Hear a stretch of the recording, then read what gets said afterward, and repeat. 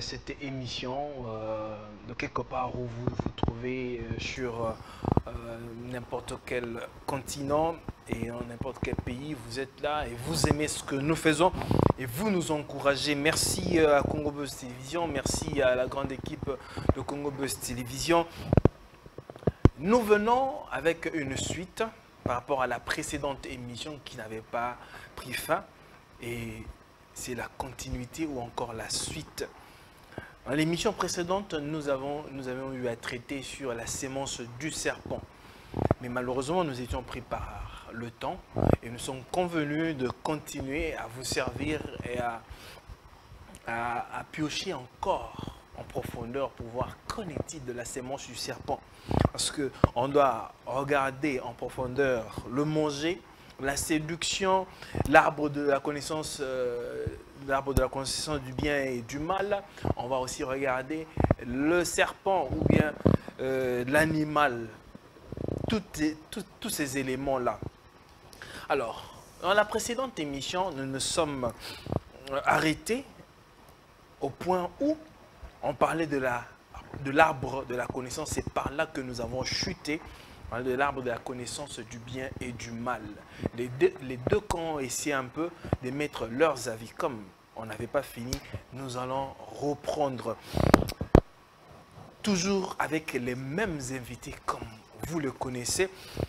Nous avons le prophète Placide Massessé qui est avec nous, à qui je dis bonsoir et bienvenue, prophète.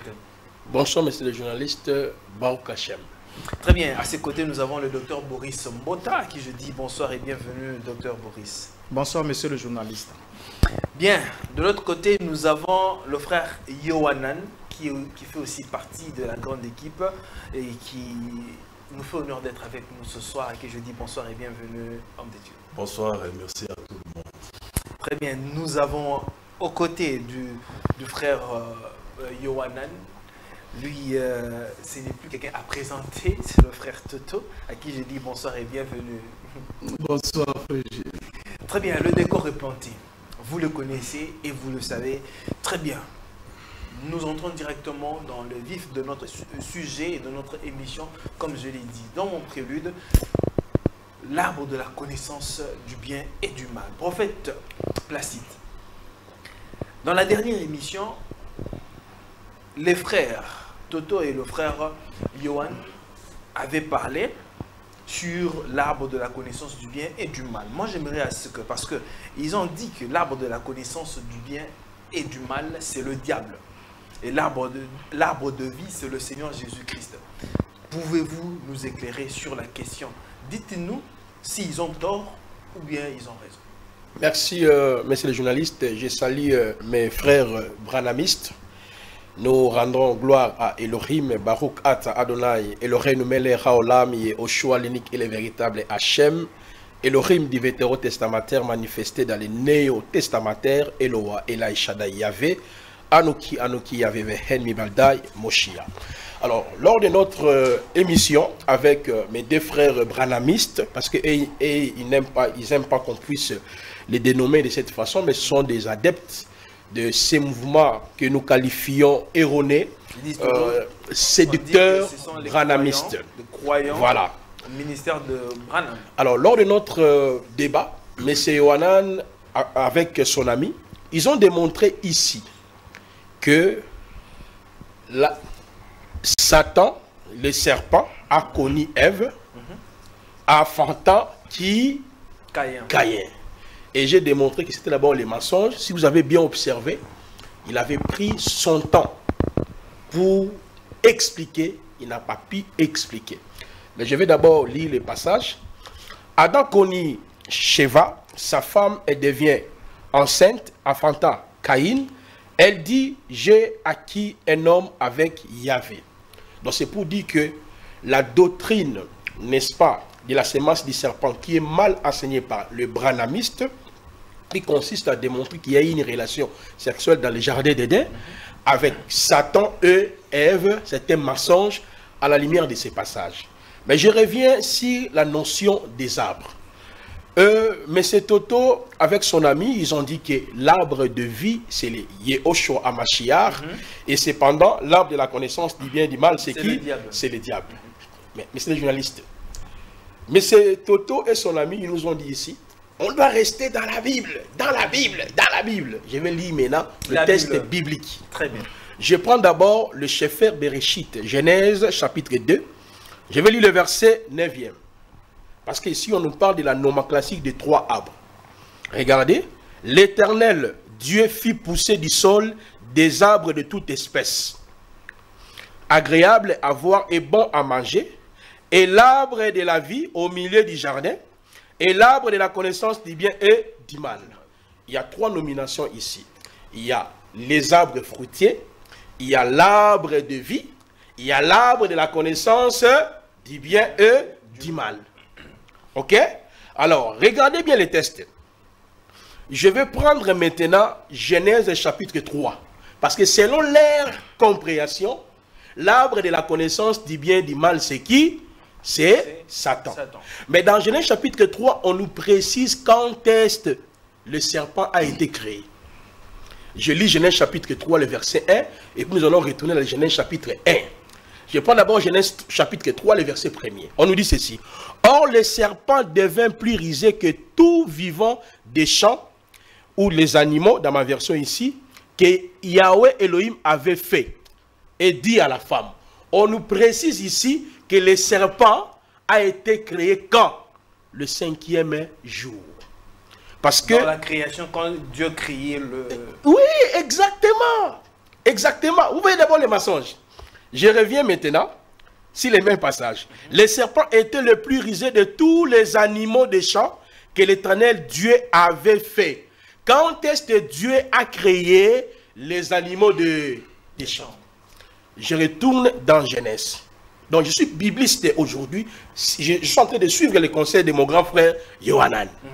Alors, regardez bien, messieurs les journalistes. Genèse chapitre 1er. Je vais lire à partir du verset 20. Dieu dit que les eaux produisent en abondance des animaux vivants et que des oiseaux volent sur la terre vers l'étendue du ciel. Dieu créa les grands poissons et tous les animaux vivants qui se meuvent et que les eaux produisent en abondance selon leur espèce. Il créa aussi tous les oiseaux et selon son espèce. Dieu vit que cela était bon. Dieu le bénit en disant, soyez féconds, multipliez, remplissez les eaux des mers et les oiseaux multiplient sur la terre. Le verset 23. Ah, ainsi hier soir, hier matin, ce fut le 5e jour. Maintenant, si lui, il va dire que le serpent, ok, le serpent, c'est lui l'arbre de la connaissance du bien et du mal, à la lumière de ce que je viens de lire. Donc cela veut dire, quand Dieu a créé le serpent, l'a poussé devant Adam, parce que c'est Adam qui a nommé même les animaux. Ça n'a pas de sens. Or, si vous lisez très bien Genèse chapitre 3, on nous précise que les serpents devient plus rusé que tous les vivants, tous les animaux des champs. Vous voyez déjà, il y a une incompréhension même dans la façon dont ils ont en train de nous présenter les choses. Une contradiction. Une contradiction. Nous disons ceci, la doctrine de la sémence du serpent, elle est d'abord biblique parce que nous la retrouvons dans Genèse chapitre 3, les versets 14 jusqu'au verset 16e. Mais dit qu'il y a une relation sexuelle entre serpent et Ève, c'est un mensonge, une doctrine inventée par le prophète autoproclamé William Mario Branham. Très bien. Enfin, Toto, vous avez suivi. Démontrez-le nous avec avec preuve à l'appui, voulais-je dire, comme le prophète Placide nous a démontré avec les Écritures que ce sont des bricolages. Il n'a rien démontré. Ça n'a pas de fondement biblique. C'est un incrédule. Il confond d'abord les diables et les serpents, qui est la manifestation du diable. Non, on ne lui a pas dit que c'était les serpents qui étaient l'arbre de connaissance du bien et du mal. C'est comme ça que je vous ai dit que c'est un faux prophète. Il ne comprend rien, ni la parole, ni la puissance de Dieu. Donc tu vois qu'il a d'abord la confusion à comprendre ce que nous disons ici. Deuxièmement, vous voyez qu'il ne croit même pas à la parole de Dieu. Jésus a dit ceci. Je vais lire pour lui. Je commence à l'arbre de vie et je vais revenir à cet arbre-là qui ne croit pas. C'est Jésus qui dit, je suis le vrai cep et mon Père est le vigneron. Demeurez en moi et je demeurerai en vous. Comme le sarment ne peut de lui-même porter du fruit, s'il ne demeure attaché au cep, ainsi vous ne pouvez non plus si vous ne demeurez en moi.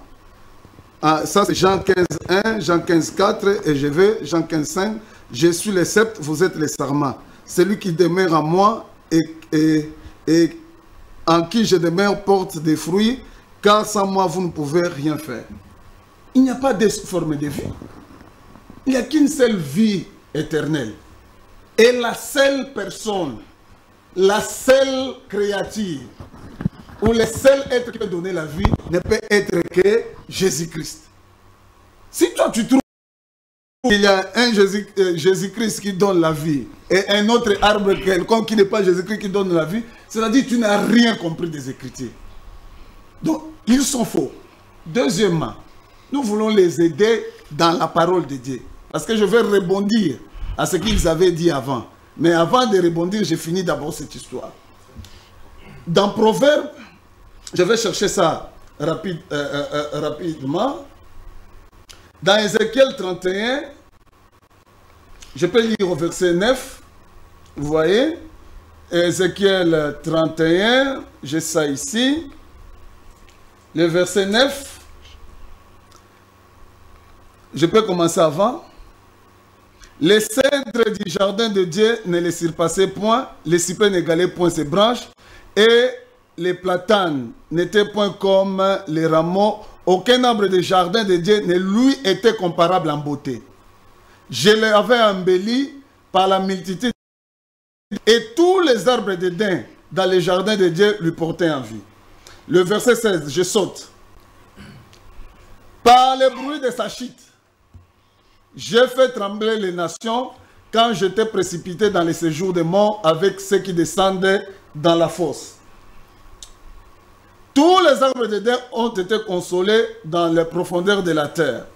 Les plus beaux et les meilleurs du Liban, tout arrosés par les eaux.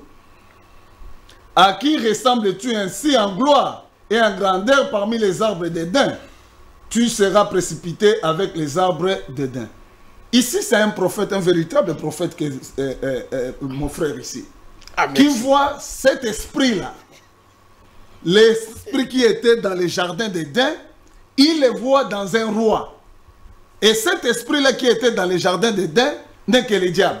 Mais il le voit incarné dans un roi des nations. Vous voyez? Et je vais encore donner un autre qui est encore mieux que lui. Je prends le roi David qui était prophète, il le sait aussi. Dans Psaume 37-35.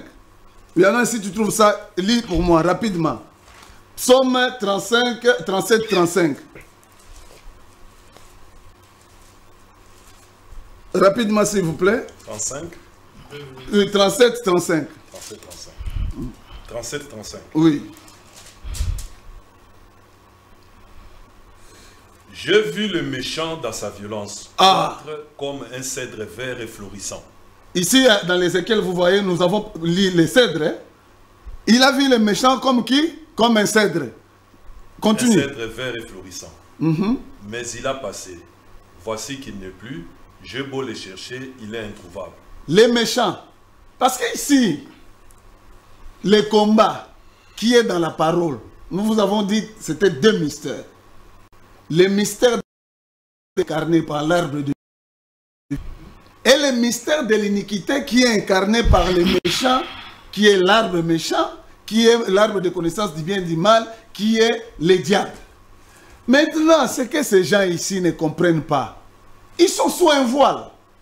C'est pourquoi vous allez voir qu'ils s'arrêtent à Genèse 4.1. Paul dit ceci. Je vais lire pour que je chute. Voilà. Je vais lire rapidement.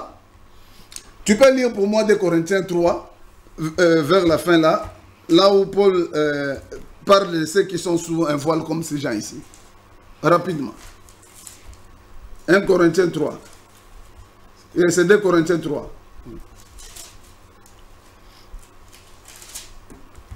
C'est 3,14. Mais leur esprit est devenu incapable de comprendre aujourd'hui encore lorsqu'ils lisent l'Ancien Testament. Ces mêmes voiles demeurent. Car c'est dans l'union avec le Christ qu'il est levé. Donc ces gens refusent de croire à la doctrine de Christ parce que le Christ a interprété Genèse 3, 15. S'il vous plaît frère, je chute là. Tu peux même leur donner une minute. Le Christ interprète Genèse 3, 15 dans Matthieu 23, 33 à 35. Mais comme ils n'ont pas l'esprit du Christ, ils ne peuvent pas croire. Qu'est-ce que le Christ a dit? Quand ces gens ici s'attachent à ce que Moïse a dit, ils ne veulent pas écouter ce que le Christ dit. Un voile est sur leurs yeux.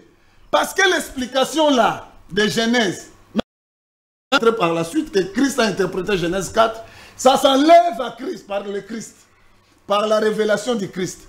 Mais comme ils n'aiment pas le Christ, ils sont les antichrists. C'est comme ça, ils ont encore les voiles. Ils ne peuvent pas voir la révélation qui est derrière la manifestation du Christ et la manifestation du serpent. Nous allons l'ouvrir et les enlever le voile là qui est dans leurs yeux. Merci. Docteur Maurice. Oui. Vous êtes voilé. Vous n'arrivez peut-être pas à voir les choses clairement. Parce que comme le frère Toto vient de lire, il a expliqué l'arbre de la connaissance du bien et du mal et l'arbre de vie. Il a lu les Écritures qui montrent tout simplement que Christ, oui, certes, il est l'arbre de la connaissance, l'arbre de vie, la connaissance du bien et du mal, et que c'est le diable, bien encore, voilà, Lucifer. Démontre-nous qu'ils ont tort par les Écritures, que ce n'est pas ça, selon la Bible. Bien, merci beaucoup. Et je crois que je les ai écoutés religieusement et j'ai pu souligner beaucoup d'incohérences. Parce que beaucoup d'incohérences. Beaucoup d'incohérences. Déjà, le premier élément, ils nous ont dit que le serpent était la manifestation du diable. Et ça, nous le notons et nous allons regarder ce qu'est la Bible. Parce que déjà, parlons de ces deux arbres ici. Je vous ai dit à l'émission précédente que comme vous êtes en train de parler du message de William Branham, au fait, vous êtes des croyants qui avaient cru au message de William Branham. Donc vous ne pouvez pas parler en désaccord avec William Branham, à moins que vous reconnaissiez que ce dernier vous a laissé dans une confusion. Parce qu'en disant ici que l'arbre de la connaissance du bien et du mal, c'est le diable. Ça, c'est vous qui le dites, mais ce n'est pas juste vous qui l'avez dit, mais c'est parce que c'est Branham qui vous l'a dit. Mais Branham n'avait pas ce seul point de vue. Branham avait deux points de vue contradictoires au sujet de l'identité de l'arbre de la connaissance du bien et du mal. Et j'aimerais qu'on l'appelle sur la scène pour qu'il puisse vous rappeler ce qu'il vous a enseigné que vous semblez ignorer en ce moment-ci. Alors déjà, dans la prédication, ici nous sommes dans question numéro 58, donc COD page 193. On pose quelques questions à William. Question 57. Est-ce que Caïn était un rejetant du serpent? Il dit c'en est une bonne. Si oui, pourquoi Ève n'a-t-elle pas conçu jusqu'à ce que Adam la connaisse? Ça, c'est une personne vraiment intelligente qui a posé une bonne question à Branham. Si Caïn était la semence du serpent, si la réponse est oui, pourquoi Ève n'a-t-elle pas conçu jusqu'à ce que Adam la connaisse? Donc la conception de Ève, la personne a posé la question. Écoutez la réponse de Branham. Il répond d'abord au paragraphe, c'est question 58. Il dit, est-ce un arbre littéral dont Ève a mangé le fruit? Elle a vu qu'il était bon comme nourriture. La réponse de Branham est la suivante. Paragraphe 178, il dit, très bien, frères, sœurs, qui que vous soyez, allons dans la Genèse et découvrons quelque chose là. Allons dans la Genèse 3.8, si vous voulez, très bien. Et écoutez bien maintenant, paragraphe 179. Et maintenant, je rappelle l'histoire. Tout était pur et sain, il n'y avait ni péché, ni souillure. Maintenant, je prendrai la première question d'abord. L'arbre dans la vie. Le milieu du jardin, au milieu de l'arbre, la femme. Ça, c'est William Branham. Paragraphe 182, il ajoute, Adam l'a connue et elle a conçu et enfanta. Il s'arrête. Il ne veut pas lire ce que la Bible dit. Il s'arrête. Et il continue, et enfanta Abel. Mais pourtant, le verset qu'il avait sous les yeux disait bien, Adam connut Ève sa femme, elle conçut et elle enfanta Caïn. Mais comme Branham lit ces mêmes versets, vous savez que vous allez ouvrir votre ordinateur là. vous ne trouverez pas un seul passage où Branham lit intégralement dans la brochure Genèse chapitre 4, le verset 1.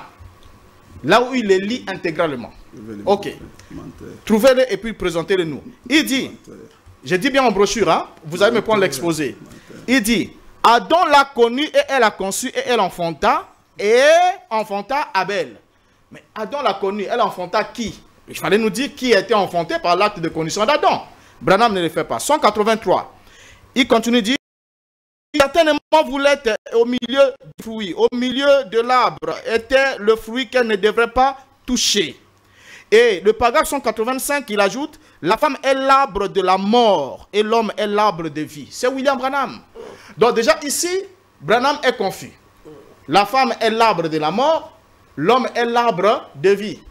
Déjà là, c'est la confusion. Maintenant, quand il descend plus bas, il vous dit que l'arbre, comme vous avez su le dire, il vous dit encore que l'arbre de vie, c'était Jésus, le juste, et l'arbre de la connaissance du bien et du mal, c'était Satan. Bon, là déjà, on ne sait pas lequel des deux avis est correct. Parce que ici, ça sort de celui que vous croyez être le prophète.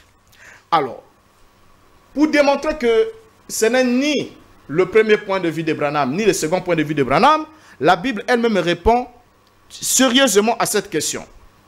Qu'est-ce que la Bible nous dit au sujet des arbres? La Bible est précise et nous montre, comme le prophète Placide l'a dit ici, que les arbres le savent pousser du sol. Donc c'est des arbres qui ont poussé du sol. Or Satan, c'est une créature céleste. C'est un esprit. Donc ce n'était pas un arbre littéral. Or les arbres qui ont poussé du sol étaient bons, agréables à la vue et bons à manger. C'est ce que la Bible précise. Il n'y avait rien de mauvais dans ces arbres-là. Il n'y avait rien de mauvais dans ces arbres. Quand même Branham parle de l'arbre de la mort, vous avez sauté ici, vous avez dit l'arbre de la mort, tout ça là, l'arbre de la vie en contradiction avec de la mort. L'arbre de la mort n'existe pas. Mais c'est plutôt l'arbre de la connaissance du bien et du mal. Or, les deux arbres ont poussé du sol. Ça, c'est d'abord la première évidence. Et secondo, les arbres, la femme a été créée après que les arbres ont eu déjà à pousser. Bon, ici, Branham vous emmène tantôt. La femme est elle-même cet arbre de la connaissance du bien et du mal, qu'il appelle l'arbre de la mort. Parce qu'un peu plus loin, dans un autre message, dans le mariage et le divorce, Branham va même jusqu'à affirmer que... Même jusqu'à affirmer que la femme n'a pas été créée par Dieu. C'est un sous-produit. Elle a été créée par Satan. C'est Satan qui l'a façonné et qui l'a envoyé pour séduire le Fils de Dieu. Ça, c'est déjà une grande contradiction. Mais non, sur ce point, vous comprenez déjà avec moi que les arbres étaient littérales et n'avaient rien à voir avec le diable qui est un esprit. Et là, quand vous allez répondre la parole, signifiez-nous clairement si c'est le serpent que la Bible dit être l'animal de champ ou c'est votre prétendu arbre. Merci. Très bien. Frère Yohanan. Oui, mon frère. Il n'a pas répondu. Hein. Frère Yohanan, il va répondre. Je sais que vous allez rebondir sur ce que bien le évidemment, docteur, bien évidemment. dans vos minutes là. Bien évidemment. Quel est l'arbre? Oui. Quel est, parce qu'on parle de l'arbre, quel est le milieu de l'arbre qui est du jardin? Le milieu là. Parce que la Bible, on parle, ou bien William Branham, on parle aussi, le docteur l'a soulevé ici. Okay. Éclairez-nous un peu sur la question. S'il te plaît, le frère modérateur. Vous voyez que vous avez posé les deux camps la question. Tu reviens encore vers nous avec la même question. Exact. Mais ils ne vous ont pas dit qu'est-ce que cet arbre. C'est justement... Et ils s'appuient sur ce que Branham a dit. Mais ils doivent nous dire c'est quoi cet arbre. Avant que nous répondions. C'est important. C'est justement à cela que j'allais revenir. Parce que vous avez posé une question claire et précise. Il l'a évité. Superbement. Voilà. À la question. Il a encore superbement ignoré la question. Superbement. Il parle d'autre chose. Ils vont répondre. Merci beaucoup. Donc, ils n'ont pas répondu. Vous avez constaté, donc ils n'ont pas répondu. Ils vont répondre. Merci beaucoup. Donc, veuillez répondre à la question qui vous est posée. L'arbre de vie, c'est quoi? Ou c'est qui? L'arbre de la connaissance du bien et du mal, c'est quoi ou c'est qui? C'est cela qui est attendu de vous. Nous prenons les Écritures. Il dit déjà ici que l'arbre de la mort n'existe pas. C'est ce qu'il a dit. C'est ce qu'il a dit. Mais maintenant, pour identifier ces deux arbres, c'est très simple. Vous prenez le Seigneur dans Matthieu chapitre 3, il dit, on reconnaît l'arbre par son fruit. Amen. Pour connaître l'arbre, il faut regarder son fruit. Si le fruit est bon ou mauvais. Le fruit de l'arbre de la connaissance du bien et du mal procurait quoi? Le Seigneur avait dit, les jours où vous en mangerez, qu'est-ce qui va vous arriver? Vous mourrez. Vous mourrez. Vous mourrez. Donc cet arbre-là, c'était l'arbre. Amen. C'était un mauvais arbre. Parce qu'on reconnaît l'arbre par son fruit. Il produit la mort. Alors, à l'émission précédente, le frère Toto l'avait déjà dit. L'autre arbre, c'était bel et bien Christ. Il vous a donné les passages, je vous ajoute encore Proverbe chapitre 3, le verset 18. Il est dit ceci. Proverbe 3, le verset 18e, suivez très bien, il est dit. La sagesse est un arbre de vie pour ceux qui s'attachent à elle. La sagesse est un arbre de vie. Et cette sagesse qui est un arbre de vie, c'est Christ. Vous connaissez ce que c'est. Parce que c'est la même sagesse qui a dit, je vous enverrai des prophètes, des apôtres dans Matthieu 23. Le verset 34, là-bas vous descendez. C'est cette même sagesse-là. Qui est un arbre de vie. Et dans le Proverbe chapitre 9, ou chapitre 8, vers la fin, c'est un long texte, mais je garde vraiment. Il est dit ceci. La sagesse parle. Écoutez-moi très bien. Maintenant donc mes fils, écoutez-moi. Donc cette sagesse ici est père. Parce que là, tes fils. Errez tous ceux qui suivent les voies que j'ai prescrites. Écoutez mes leçons et vous deviendrez sages. Ne les négligez pas. Car errez l'homme qui m'écoute. Oui, qui vient veiller à mes portes jour après jour et qui monte la garde devant l'entrée de ma maison. Car celui qui me trouve a découvert la vie. Celui qui m'a découvert, moi, la sagesse là, a découvert qui? La vie. Ça rejoint Proverbe 3, 18. C'est un arbre de vie. Celui qui m'a trouvé a trouvé la vie. Oui, il obtient la faveur de Yahweh. Mais il s'est fait tort à lui-même, écoutez très bien. C'est lui qui me désobéit. Tous ceux qui me haïssent aiment la mort. Donc si vous haïssez lui, la sagesse, la vie, l'arbre de vie, la mort. Mais la mort c'est qui? La mort c'est qui? La mort c'est l'opposé de la vie. Et c'est bel et bien le diable, Satan. Parce que c'est son enseignement qui est faux. Donc, les Écritures sont claires à ce sujet. Et le frère Toto a montré qu'il a lu Ézéchiel 31, vous pouvez me remonter jusqu'à Ézéchiel 28. Cet arbre-là, l'arbre, le diable était en Éden. Tu étais en Éden, les jardins de Dieu. Donc en Éden, il y avait les deux enseignements. Il y avait d'une part Christ, il y avait d'autre part son opposé, l'antichrist, l'anti-magie. Le diable. Le diable. Et chacun d'eux avait un enseignement. Croire à l'enseignement de l'un produisait la vie, croire à l'enseignement de l'autre produisait la mort.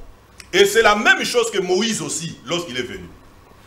Vous lisez, je crois, c'est dans Deutéronome 30, Dieu dit, je mets devant toi la vie et la mort. Dieu est un répétiteur. Il dit, je mets devant toi la vie et la mort. C'est le même Dieu, la même scène est placée devant nous. Nous sommes en face de ces deux entités. Donc, chers journalistes, veillez vraiment à ce que les frères puissent rester dans le sujet. S'il vous plaît. S'il vous plaît, qu'ils ne puissent pas se disperser en nous amenant ailleurs. Quand on vous pose une question, répondez-y et ne vous perdez pas à raconter vos vies ici. S'il vous plaît. Alors, pour ceci, je rebondis sur une chose qui a été dite lors de la dernière émission. Malheureusement, l'émission était arrivée à la fin, nous n'avions plus eu le temps de réagir. Vous lui avez posé la question en rapport avec Proverbe chapitre 30, le verset 20. Ça va? Telle est la voix de la femme adultère. Elle mange, elle s'essuie la bouche et dit qu'il n'y a pas de mal.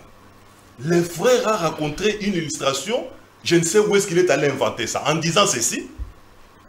La femme là, elle est adultère, ce n'est pas le fait de manger qui la rend adultère. Mais frère Mbouta, tu parles bien français. Il faut prendre vraiment le français le plus simple, la traduction la plus simple pour te faire comprendre. Il faut prendre ça pour lui donner. Hein? Je ne comprends pas. Et pourtant tu parles bon français. Je vais te dire une version un peu plus comestible pour toi.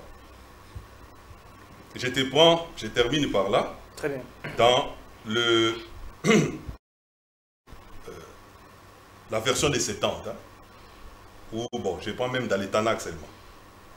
chapitre 30, verset 20. Je lis. Tel est le secret de la conduite d'une femme adultère. Tel est le secret de la conduite d'une femme adultère. 2 points. Les 2 points, ça veut dire quoi? Tu as été sur le banc de l'école.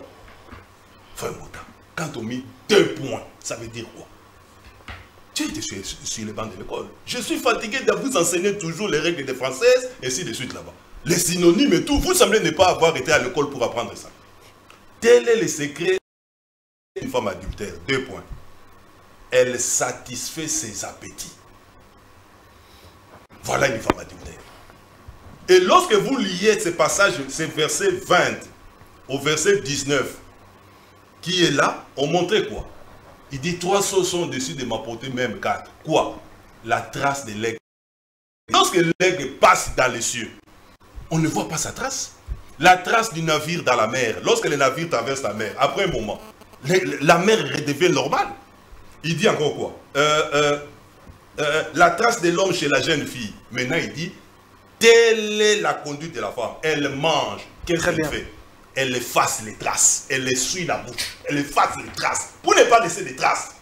Très bien. Mais il s'agit de quel manger ici? Très bien. La femme ici est adultère par le fait de manger. Prenez les simples règles des règles françaises. Vous allez vous comprendre cela. Je dis, je vous remercie. Très bien. Prophète Toplacide. Oui, oui. Apparemment, vous êtes en train d'escamoter la question. Oui. Il faudrait élucider et éclaircir les téléspectateurs qui sont en train de suivre en ce moment.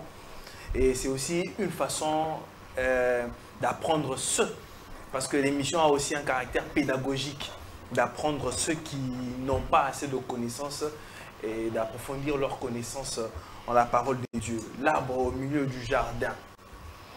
Parce que vos co-débatteurs aimeraient aussi comprendre. Peut-être ils ont un problème de compréhension. Que vous pouvez leur apporter cet éclaircissement-là. Et parlez-nous aussi quel est le fruit des entrailles. Parce qu'on parle aussi de fruits de l'arbre. Les fruits de l'arbre. C'est quoi un arbre et c'est quoi le fruit de l'arbre? Mais c'est les journalistes et je pense que nous avons déjà répondu à cela. Ok? Et je reviens sur le même passage. Genèse chapitre 2, à la maison, lisons ensemble. Genèse chapitre 2, le verset 9. Yahweh Elohim fit germer du sol tout arbre désirable à la vie et bon pour la nourriture. L'arbre de vie pour eux, c'est Jésus. Or, les arbres ont été créés au 5e jour de la création. Ok? Ok? 3e jour. Nous avons d'abord 3e jour. Et on arrive dans le 5e jour. Il y a la suite logique. Maintenant, il peut me dire que Jésus-Christ, hein, parce que ces arbres ici, le Seigneur les a ramenés devant Adam. Donc si je dois être comme lui, donc le Seigneur a poussé du sol Jésus-Christ, arbre de vie, il a amené devant Adam. Non, non, non, non, non. Ça c'est quelle compréhension? On n'est pas ici dans les types, on doit d'abord comprendre les tests. Avant d'aller sur la typologie, arbre veut dire gauche à droite. Restons d'abord sur le plan contextuel ici. L'arbre de vie égale Jésus. Donc, l'Éternel fit pousser du sol Jésus. Amen. Hein? Amen. Il lui ramena devant Adam. Amen. L'arbre de la connaissance du bien et du mal, c'est Satan. L'Éternel fit pousser du sol Satan. Amen. Ah, mon frère. Nous allons... Monsieur le journaliste, est-ce que vous voyez que lui, le monsieur, le français ici, qui est fort en grammaire, les règles, mais s'il dit tu as 0, même un enfant de l'écodim ne peut pas comprendre le texte de cette façon. Donc, l'Éternel fit pousser du sol, monsieur le journaliste, hein? Satan, l'arbre de la connaissance du bien et du mal, tu déranges. Le Seigneur fit pousser du sol. On ne peut pas avancer. Pousser du sol, l'arbre de la connaissance du bien et du mal, Satan. Et il dit, regardez d'abord la contradiction, il dit à la femme, tu pourras manger tous les arbres, mais tu ne mangeras pas cet arbre, c'est-à-dire tu ne mangeras pas Satan. Et en même temps, lui, il dit, l'arbre de la connaissance du bien et du mal, ce n'est pas Satan. C'est ce qu'il a dit. J'ai noté ça ici. Pardon? Il dit ceci. Je vais reprendre sa parole pour ne pas la terre. L'arbre des connaissances du bien et du mal, c'est Satan, ce n'est pas les serpents. Oui. Ça, c'est sa déclaration. Oui, bien sûr. C'est ça ta déclaration. Alors, on va lire quelques passages. Ok? Il va m'expliquer la différence entre Satan et les serpents. Mais là, moi, je vais d'abord lire dans la parole ici. Il y a une différence entre Satan et le serpent. Mais selon lui, il dit l'arbre des connaissances du bien et du mal, c'est Satan. Ce n'est pas les serpents. Parce que moi, j'avais lu ici dans Genèse chapitre 3, le serpent a été créé quand? J'ai précisé ça ici. Le 5e jour. Voyez, j'ai précisé ça ici. Oh, si nous entrions même dans la parole, je prends Apocalypse chapitre, il y a quelques passages ici. Je prends d'abord Apocalypse chapitre 12. Apocalypse chapitre 12. Ça c'est malheureux ça. Hein. Oh, non, mais il faut même, tu déranges pourquoi? Sois calme, mais pourquoi tu es agité? 12, le verset 7. Il guerre dans le ciel, Michael et ses anges combattit contre les dragons et les anges, et les dragons et ses anges. Mais il ne le fit pas le plus fort et leur place ne fut plus trouvée dans le ciel. Le verset 9e. Et il fit jeter les grands dragons, les serpents anciens, celui qui est appelé les diables et les satans. Donc, tu vois, s'ils disent, il a 0 avec de gros têtes. Ok? On vous donne la définition ici. Vous voyez? Je reprends encore les tests. On va là avec vous comme ça. Je reprends. Le verset 9e, lisez à la maison. Et il fit jeter les grands dragons, les serpents anciens, celui qui est appelé les diables et les satans, qui a révélé le livre d'Apocalypse à l'apôtre Jean. Apocalypse chapitre 1er, le verset 1 nous dit la révélation de Jésus-Christ que Dieu lui a donnée pour montrer à ses serviteurs les choses qui doivent arriver, qu'il a fait connaître que par la voix de son serviteur qui? Par la voix d'un ange à son serviteur qui? Jean. Je reprends encore les passages, ouvrez vos oreilles. Et il fit jeter les grands dragons, les serpents anciens, celui qui est appelé le diable, et les satans. Je prends encore une autre référence pour confirmer ce que je suis en train de dire. Je vais prendre Apocalypse chapitre 20. Merci, monsieur le journaliste. Il n'a toujours pas répondu à la question. Non, toujours, il n'a pas... Non, il ne faut pas déranger. Quand vous parlez là, quand moi je dois commencer à parler, sinon... non, c'est pas comme ça. Je prends Apocalypse chapitre 20. Je vais lire notamment le verset 2e. La parole nous dit ceci. Apocalypse chapitre 20, le verset 2e. Lisez à la maison. Et il saisit les dragons, les serpents anciens, qui est le diable et Satan. Amen. Amen. Alors, quand ce messieurs, il dit l'arbre des connaissances du bien et du mal, c'est Satan, ce n'est pas les serpents. Ouais. Mais qui a séduit Adam dans les jardins d'Éden? Genèse chapitre 3 nous répond, c'est qui le sait? Les serpents. Selon l'explication de l'ange qui est plus sage que toi. De manière claire, prophète. Oui. C'est quoi l'arbre de la connaissance du bien? Alors, mais moi je ne peux pas te donner une autre signification par rapport à cela. Parce que quand toi tu as lu là, on t'a dit que l'arbre de connaissance du bien et du mal c'est Satan. L'arbre de vie c'est Jésus. Ça n'a pas de sens. Que toi, tu sais. Moi je ne peux pas ajouter dans la parole ce que la parole n'a pas dit. C'est-à-dire vous ne connaissez pas non plus. Voilà, c'est ce que mais je connais déjà parce qu'on nous dit il y avait 3 arbres ici. Arbres fruitiers. Ok? Alors parce que quand tu me demanderas c'est quoi l'arbre de la connaissance du bien et du mal. Maintenant les arbres fruitiers. On n'a pas des arbres fruitiers actuellement. Ça n'a pas de sens. Parce qu'il faut aussi nommer d'abord l'arbre fruitier. C'est quoi cet arbre-là? Parce que lui, il a dit, attendez, pourquoi tu parles? Quand je vais commencer à parler, tu déranges. Respectez-vous. Chutez par là, chutez par là. Non, je récupère encore 2 minutes parce qu'ils sont en train de me déranger. Alors, pour citer, moi, je ne peux pas, comme Paul dit, nous n'avons pas l'habitude d'aller au-delà de ce qui est écrit. Donc, la vérité, elle reste là. Adam et Ève, lorsque Dieu les a placés dans les jardins, ils savaient, ça c'est l'arbre de la connaissance du bien et du mal, ça c'est l'arbre de vie. Dieu n'a jamais dit l'arbre de vie c'est Jésus. Dieu n'a jamais dit l'arbre de la connaissance du bien et du mal c'est Satan. Donc ce n'est pas... Oui. Excusez-moi, vous allez chuter. Voilà. Moi-même, je vous avais juste 1 minute. Voilà. Donc l'arbre de la connaissance, ce sont des entités physiques qu'on peut voir comme ça. Voilà. Mais c'est un arbre. Vous voulez quoi? Si aujourd'hui, on s'y rendrait on verrait cet arbre de vie tel que... Mais si tu veux aller, tu connais un lieu, tu peux partir pour le trouver. C'est où? Mais c'est à vous de préciser. mais c'est ça la vérité, pourquoi vous riez? Parce que moi je suis bibliste, je reste dans la Bible. Moi je ne peux pas te dire que l'arbre là se retrouve quelque part. Ok?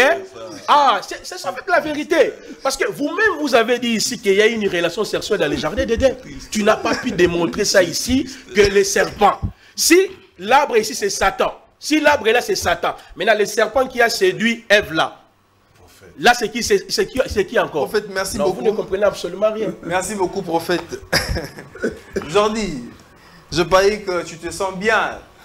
Tu as ta bouteille d'eau là-bas. Rafraîchis-toi, s'il te plaît.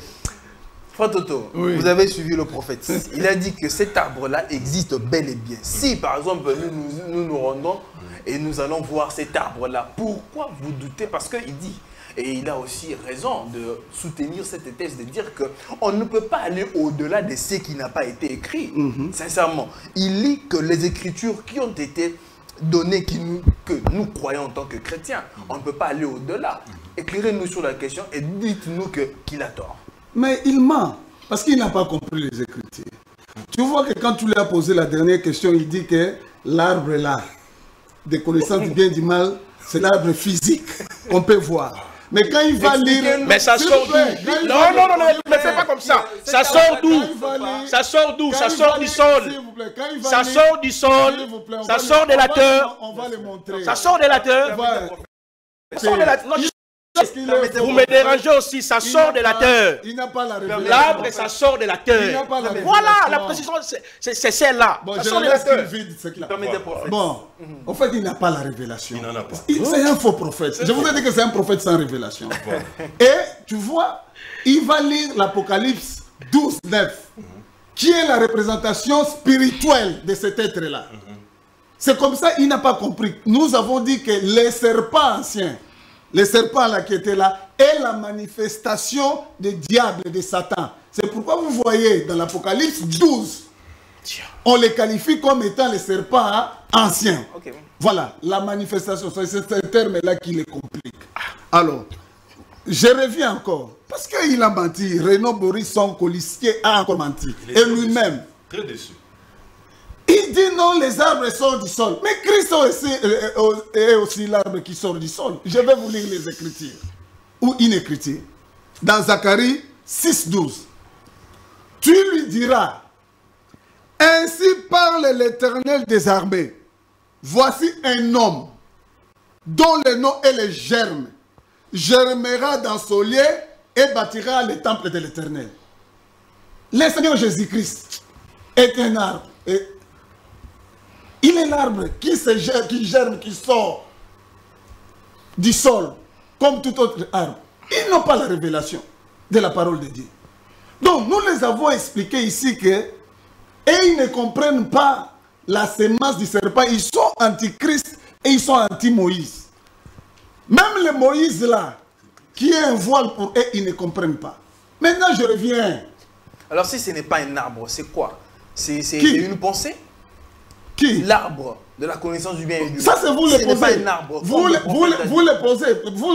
Vous allez les poser la question. Maintenant, nous rentrons. Parce que vous n'êtes pas d'accord à ce que le prophète vient de dire. Il dit que c'est un arbre qui pousse des terres. Oui. De la terre. Mais vous dites que ce n'est pas ça. Alors, c'est pourquoi moi je veux savoir. Non. C'est une pensée? Nous disons que ces deux arbres-là représentés est Jésus-Christ et les diables dans le jardin d'Éden. Ce n'est pas un arbre fruitier. Ces arbres-là, mais qui nous montre ces endroits-là? Ils sont où? Ces deux arbres sont où? Dans quel pays? Jésus, Satan sont dans quelle province? Dans quelle région? Qui nous donne l'adresse de ces arbres? Parce que l'arbre de vie là, qui était là, on a retrouvé ça dans la Nouvelle-Jérusalem là-bas. Oui. On a retrouvé ça là-bas. Mais il y a absence de l'arbre de la connaissance du bien. Il y a l'absence de cet autre arbre-là. L'autre là n'est pas. Maintenant, je vais revenir en Mbota, qui raconte sa vie. Une femme, c'est un arbre aussi. Exactement. Une femme. Une femme est un arbre. Une femme. D'abord, la Bible parle des fruits des entrailles. Je peux te donner les écritures, on va lire. Prends Lamentation des 20. Frère Yonan, une femme est un arbre. Oui. Une femme est un arbre fruitier. Waouh. Tu peux lire. Yonan, va vite. S'il vous plaît. Lamentation. 2, 20. Et tu vas prendre Psaume 127, 3. Lamentation de 20. Je vais même donner 4. Vous qui êtes à la maison, prenez vos Bibles et lisez. Vois, Yahweh, regarde qui tu as ainsi traité. Fallait-il que des femmes dévorassent les fruits de leurs entrailles? Ah! Donc les femmes ont les fruits de leurs entrailles. Le fruit, c'est comme ça qu'ils ne peuvent pas comprendre le fruit là qui était en Éden. C'est voilé pour eux. Prends encore Psaume 127, 3. Psaume 127. Psaume 127. Ouais, ça c'est une révélation. La femme Voici est des un arbre. fils sont un héritage de Yahweh. Les fruits des entrailles est une récompense. Ah! Donc l'homme, toi là, ils sont les fruits de leurs parents. Aidez-la. Tu peux ajouter Myriam. Non, le je fruit de peux. ton sein est béni. Voilà, j'ajoute Psaume 132, 11. Psaume 132, 11. On va vider les écritures pour que les gens qui sont à la maison là-bas notent. Yahweh a juré la vérité à Daoud. Il n'en reviendra pas. Je mettrai sur ton trône un fruit de tes entrailles. Ah! Proverbe 31. Proverbe 31, verset 2. Que te dirais-je, mon fils? Que te dirais-je, fils de mes entrailles? Que te dirais-je, mon fils, objet de mes vœux? Alors, si l'homme qui sort dans le sexe de la femme est un fruit, ils ne peuvent pas comprendre. Ça, c'est Frère Toto. Ça, c'est Branham qui dit ça. Vous avez vu dans la parole. Vous voyez que ces gens ici sont des aveugles. Je vais rentrer maintenant. Les islamistes, 2 minutes. David, dit que je suis né dans les péchés. Je crois que c'est Psaume 51. Psaume 5. Ma mère m'a conçu dans l'iniquité. Et Job, un véritable... Est-ce que peut-il sortir d'un être sué quelque chose de bon? Il n'en peut sortir aucun. Pourquoi? Parce que tous ceux qui sont nés de la femme, en dehors du Seigneur Jésus-Christ, et là encore nous allons revenir pourquoi lui il est exception, parce qu'eux ils ne comprennent pas cela. Et c'est lié même à la semence du serpent. L'homme né de la femme, sa vie est courte sans s'agiter. Né, il est coupé comme une fleur, il fouille et disparaît comme une ombre. Et c'est sur lui que tu as l'œil ouvert et tu me fais aller en justice avec toi. Comment d'un être souillé sortirait-il un homme pur? Voilà. Il n'en peut sortir aucun. Voilà. C'est comme ça l'écriture là, il n'a jamais compris cela. La femme, quand elle donne l'enfant, la mort entre directement dans cette personne-là qui est née de la femme. C'est comme ça la femme est morte dans ce sens-là. Et il n'a jamais compris les Écritures. Il faut la vie du Seigneur Jésus-Christ pour que la personne puisse avoir la vie. C'est comme ça que vous avez vu que dans 1 Timothée 2,15 là-bas, Paul dit qu'elle sera sauvée en devenant mère. C'est ça la révélation. On va revenir sur ça. Très bien. Donc ces frères ici ne comprennent rien des Écritures. Très bien. Docteur Boris. Oui. Je sais que vous allez pouvoir ramasser tout ce qui a été dit ici. Mais ma question est de savoir, parce que dans l'émission précédente, je vous avais posé la question en rapport avec la parole de Dieu, de ce qui a été dit et de la nudité. Parce que Genèse nous explique très bien que, parce que ici, on veut chercher à savoir, à comprendre si réellement Ève a commis adultère ou bien ils ont eu de relations sexuelles avec le serpent. Mais vous avez dit qu'il s'agissait plutôt de la parole de Dieu. Comment est-ce que ces personnes-là qui ont enfreint la parole de Dieu, mais plus tard, se retrouvent en conscience de leur nudité? Pouvez-vous nous concilier la nudité et la parole de Dieu? Éclairez-nous un peu sur la question. Je sais que vous allez revenir sur ce qu'ils ont dit. Bien, oui, c'est important que je reprenne d'abord la confusion qu'ils ont étalée ici sur le sujet des arbres. Ouais, vous pouvez le et je vais arriver sur la question. Voilà, je vais arriver sur la question que vous avez posée. Déjà ici, lorsque on écoute nos deux chers amis en train de parler, Au fait, je me pose la question de savoir s'ils ont vraiment pris le temps de lire les textes qui sont en train de nous déballer et de voir quelle est l'incidence que ces textes peuvent avoir auprès des téléspectateurs, de ceux qui les écoutent. Parce que déjà ici, ils sont en train de se battre pour nous démontrer que l'arbre de la connaissance du bien et du mal, c'est le diable. Non, la connaissance du bien et du mal, c'est le diable. Ok? C'est ce qu'ils sont en train de se battre à nous signifier. Maintenant là, ils viennent encore de me rejoindre aussi Branham qui leur avait dit, donc du coup on a déjà deux arbres. La femme est un arbre fruitier. La femme étant un arbre fruitier, ils ont lu des écritures qui n'ont rien à voir avec le texte, avec l'objet du débat qui nous oppose aujourd'hui. La femme est un arbre fruitier, il veut nous démontrer quoi? Parce que j'ai souligné ici, ils disent la femme est un arbre fruitier et le fruit de l'Éden, ce sont les enfants. Donc en d'autres termes, si la femme est un arbre fruitier, donc c'est Ève elle-même qui était cet arbre fruitier, et que le fruit qu'elle avait mangé, elle avait mangé son propre enfant. L'enfant là est né de qui? Très bien. Parce qu'elle a mangé le fruit de l'arbre interdit. Et cet arbre interdit, c'est elle-même. Et ils nous ont démontré ici, par rapport au verset qu'ils ont lu, que les enfants sont le fruit des entrailles d'une femme. Mais la femme a mangé le fruit. Elle avait mangé son enfant alors. Vous voyez que c'est une gamme de confusion. Les versets qu'ils ont pris ne souffrent absolument de rien. Ce sont des versets bibliques. Mais ils sont en train de s'efforcer à les placer hors contexte. Et du coup, ça chambre le tout.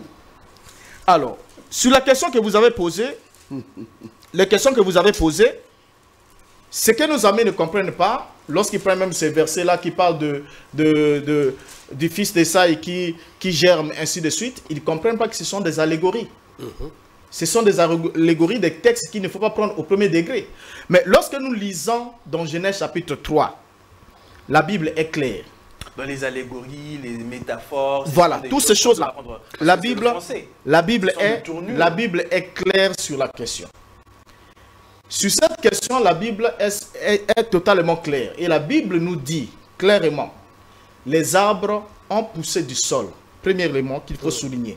C'est la Bible qui le dit, c'est pas nous. C'est écrit noir sur blanc. Le Seigneur Dieu, le prophète l'a lu ici, ça nous perdra le temps pour...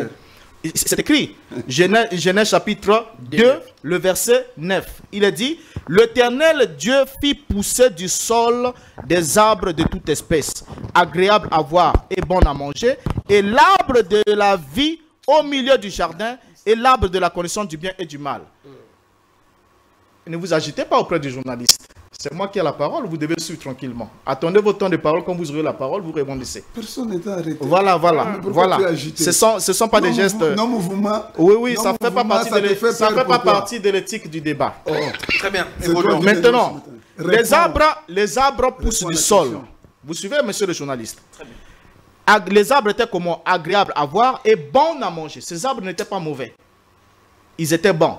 Et en plus de ça, tout ce que Dieu a créé, à la fin de la création, chaque jour, la Bible dit que l'Éternel vit que cela était bon.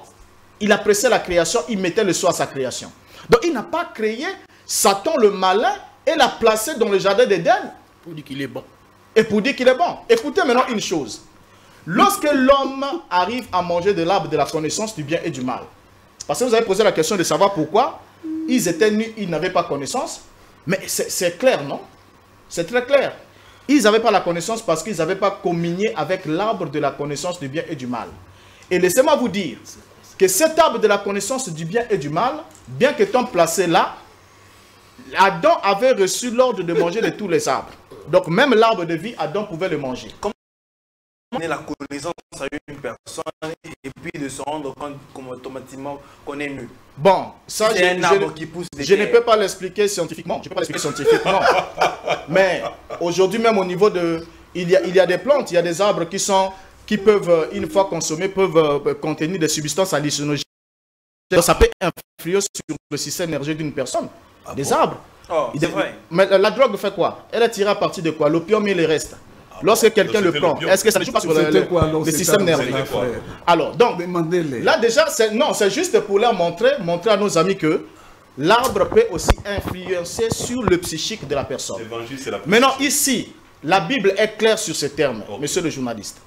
La Bible est claire, la Bible nous précise que les deux arbres étaient là, et lorsqu'ils ont mangé de l'arbre de la connaissance du bien et du mal, Dieu a réagi, il a dit, qu'est-ce que Dieu a dit? voici que l'homme est devenu comme l'un d'entre nous pour la connaissance du bien et du mal. Dieu a-t-il eu des rapports sexuels avec Satan? Parce que l'homme en mangeant devient égal à Dieu pour la connaissance du bien et du mal. C'est ce que le serpent leur avait dit. Dieu sait que le jour que vous mangerez, vos yeux s'ouvriront et vous serez comme de Dieu. Il n'avait pas dit faux. Mais Dieu lui-même est venu, il a agréé, il a accepté que la réponse était authentique. Il dit, voici que l'homme est devenu comme l'un d'entre nous pour la connaissance du bien et du mal. Empêchons-le d'avancer sa main de manger de l'arbre de vie afin de vivre éternellement. Et il va chasser l'homme du jardin d'Éden. L'arbre de vie va rester là. On va mettre le chérubin pour garder le chemin qui mène à l'arbre de vie. Alors maintenant, mes chers amis, soyez tranquilles.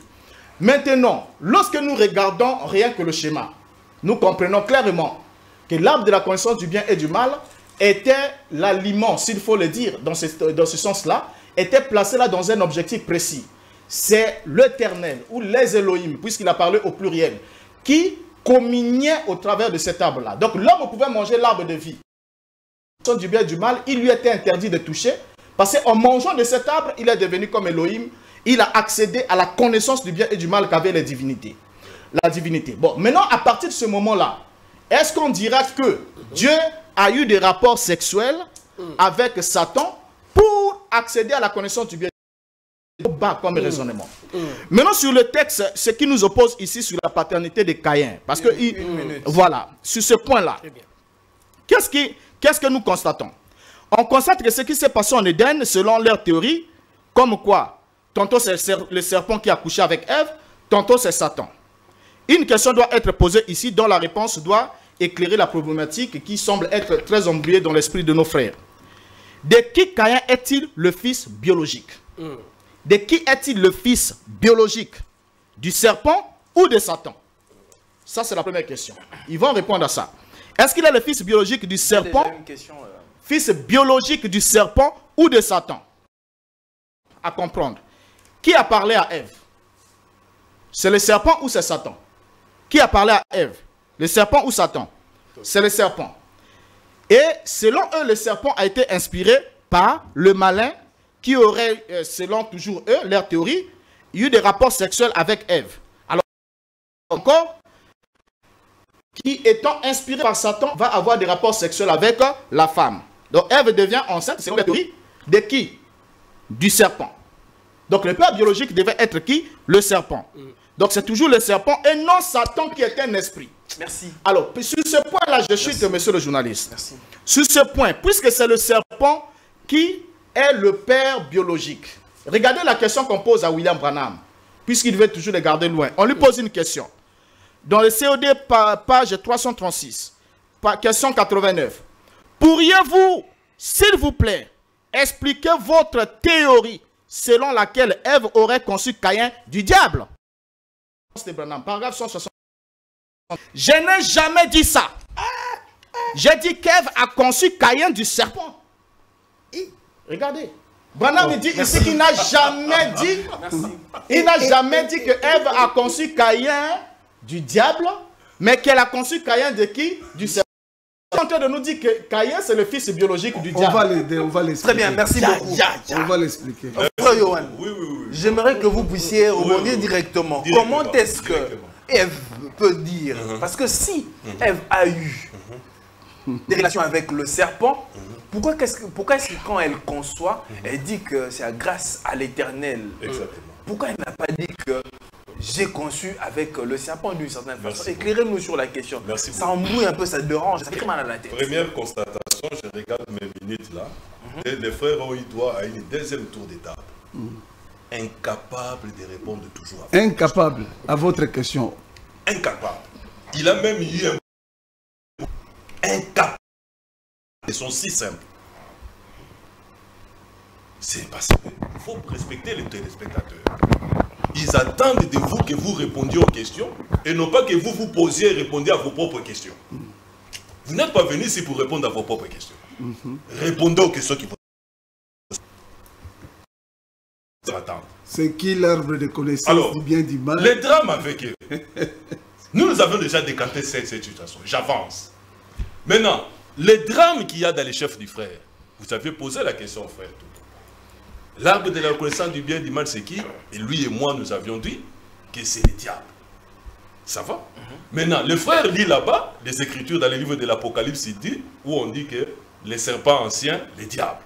Maintenant, il dit, c'est comme s'il y a une contradiction. Non, loin de là. Apprenez à connaître les Écritures. Amen. La Bible dit ceci. Je prends l'autre phrase, parce qu'il y a deux arbres. L'arbre de vie et l'arbre de la connaissance du bien et du mal. Celui qui s'attache au Seigneur est avec lui. Une seule chair, un seul esprit. Si vous vous attachez au Seigneur, vous êtes avec lui quoi? Un seul esprit. Je réponds pour eux. Celui qui s'attache au Seigneur est avec lui. Et alors celui qui s'attache au diable, il est avec lui quoi?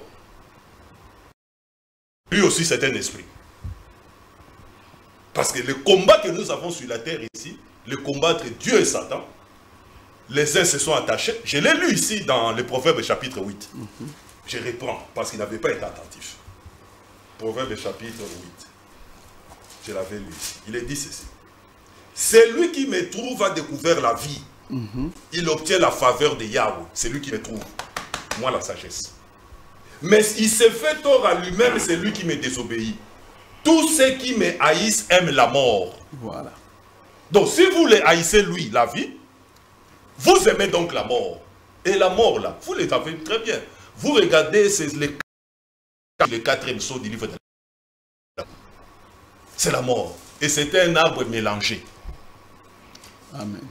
Quand vous allez dans le quatrième saut, une couleur livide, un mélange. Et c'est ça l'Odyssée. Un âge mort. Ni chaud, ni froid. Ça produit toujours la mort. C'est cela le diable. Donc, les Écritures sont formées à ce sujet.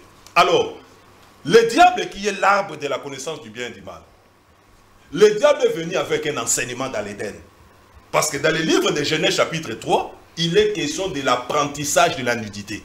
C'est ça le résumé du chapitre 3. Il est question de l'apprentissage de la nudité. Mais c'est ce que le Seigneur a dit. Qui t'a appris que tu es nu? C'est ça la question du Seigneur. Là, nous sommes juste, le péché vient de se commettre, le Seigneur descend. Adam, tu. Je me suis caché parce que je suis nu.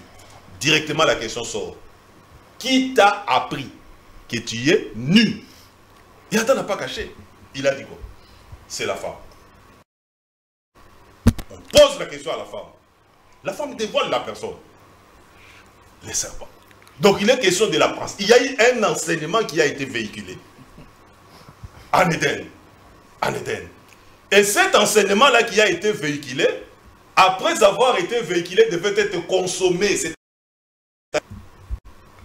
Voilà les deux choses qu'il y a eu. Il y a eu d'abord la réception de l'enseignement, de la même manière aussi lorsqu'on reçoit l'enseignement de Christ. Ensuite, on doit pratiquer cela. C'est de cette même manière-là aussi que cela s'est fait en Éden. Donc, l'arbre de la...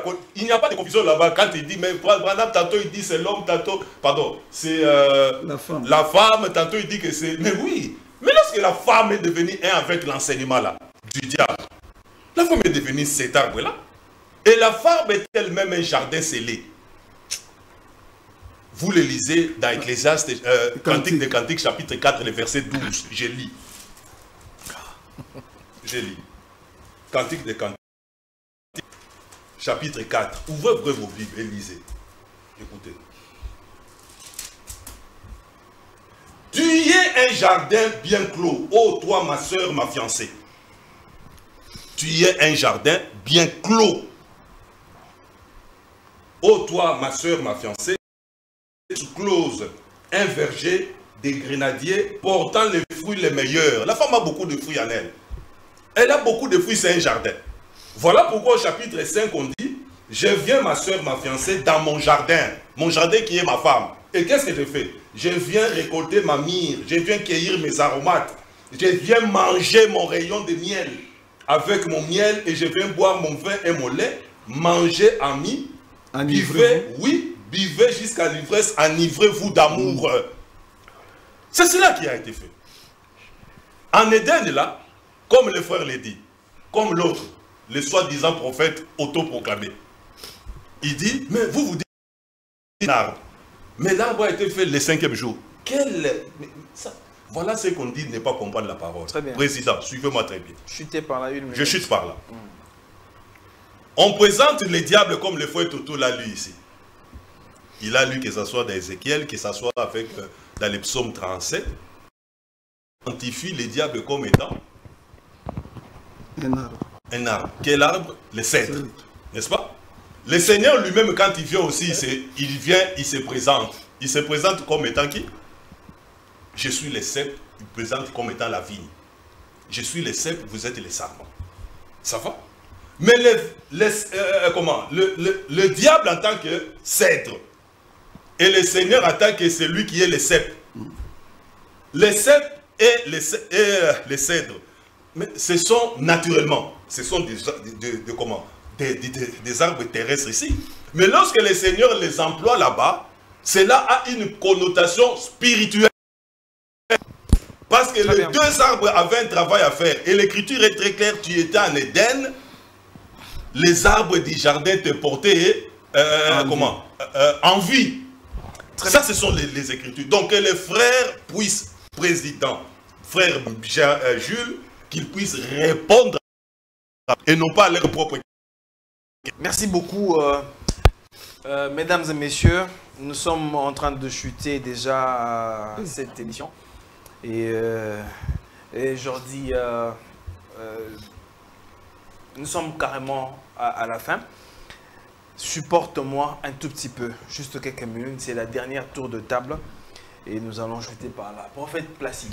Oui, mais c'est les journalistes. Il y a le frère Yohanan qui a dit, il a mentionné, que dans l'Éden, c'était l'apprentissage de la nudité. Et il a expliqué. Ma question est de savoir, ne trouvez-vous pas que, dans ces dires, il a parfaitement raison? Parce que quand on regarde même dans la généalogie, on ne cite pas Caïn comme étant descendant d'Adam. On parle plutôt Caïn comme la sémence du serpent. Et quand vous regardez le Seigneur et les apôtres, on ne cite jamais Caïn comme venant d'une sémence pure. Mais on parle toujours de la très mauvaise sémence. N'estimez-vous pas que la thèse que défendent le frère Toto ainsi que le frère Yohanan est claire et vraie qu'il y a eu rapport sexuel exactement entre Ève et le serpent? Baruch Hashem, monsieur le journaliste, je vais répondre à cette question parce qu'ils nous ont dit que... C'est votre dernière prise de parole, c'est là où vous chutez. Je lis d'abord Genèse chapitre 1er. Je lis le verset 10e, non le verset 11e. Puis Dieu dit que la terre produisit de la verdure et de l'herbe portant de la sémence, des arbres fruitiers donnant du fruit selon leur espèce, et en est leur sémence sur la terre, et cela fit ainsi. Voilà pourquoi quand je dis ici, parce que la question elle était simple. Qui représente l'arbre de la connaissance du bien et du mal? Pour lui, l'arbre là c'est Satan. Ok? Alors j'ai dit, si cela est vrai, donc l'Éternel fut poussé du sol, donc le diable a été créé quand?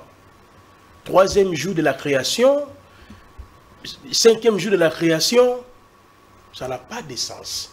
Le texte nous montre clairement, parce que quand on dit diable et Satan, ce sont des termes. Ok? Parce que diable, Satan veut dire d'abord quoi? C'est opposant. Ok?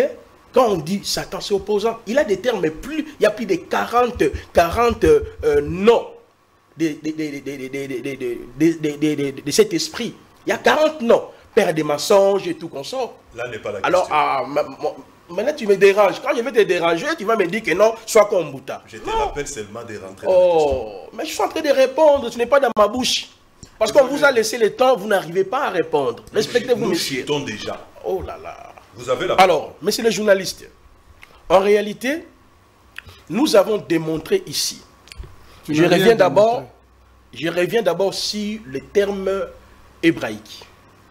Selon le texte hébraïque, si dans le jardin d'Éden, il y avait une relation sexuelle entre Satan et Ève, dans Moïse qui est le révélateur, celui qui a, n'est-ce pas, consigné les quatre, n'est-ce pas, les 4 livres de l'Ancien Testament, Genèse, Exode et tout consort. il allait utiliser d'autres termes qu'il a utilisés dans les autres livres. Donc vous ne partagez pas la vie avec l'homme de Dieu tel qu'il Mais vous-même, vous l'avez corrigé ici. Vous-même, vous l'avez corrigé. Même dans Genèse, là, il y a une différence entre la généalogie et l'ascendant. Vous voyez, peut-être qu'on aura le temps de pouvoir revenir sur ces points-là. Alors, je reviens d'abord sur le terme. Il ne faut pas rire, parce que je vais vous déranger jusqu'à la fin. Vous allez perdre le temps inutilement. Je suis fort en ça. Vous voyez, respectez-vous. Je prends d'abord le terme hébreu qui est utilisé lorsqu'il y a une relation sexuelle entre l'homme et la femme. OK? Alors, je prends par exemple, dans le livre de Genèse chapitre 34, le verset 2. On nous dit, elle fit aperçu de Shichem, fils de Or, prince du pays, il enleva et coucha. Là, on parle de Dina. Le terme qui est ici, c'est Shakab, qui signifie quoi? C'est le fait de coucher dans le sens de commettre un rapport sexuel. Exactement. Mais là-bas, dans Genèse, le terme qui était utilisé, c'était Akal. Akal veut dire tromper quelqu'un. C'est égarer quelqu'un. Alors, s'il y avait l'acte sexuel dans ce sens-là, Yahweh allait employer ce terme qui est ici. Je vais lire... je vais vous déranger jusqu'à la fin. Il ne faut pas me conseiller. Mais il ne t'a pas dérangé. Alors, mais respectez-vous, les gens nous suivent. Pourquoi vous riez? Est-ce que j'étais dérangé? Est-ce que je suis dérangé? Alors, je prends encore... Je prends encore Lévitique chapitre 15, le verset 20. Vaïgra. Tout lit sur lequel elle couchera pendant son impureté sera impie. Tout objet sur lequel elle saisira sera impie. Le même verbe est appliqué aussi dans le sens que je me couche. Ok? Le même verbe.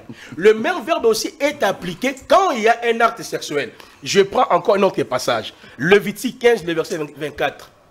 Si un homme couche avec une femme et que l'impureté de cette femme vient sur lui, il sera impie. C'est toujours Shakab.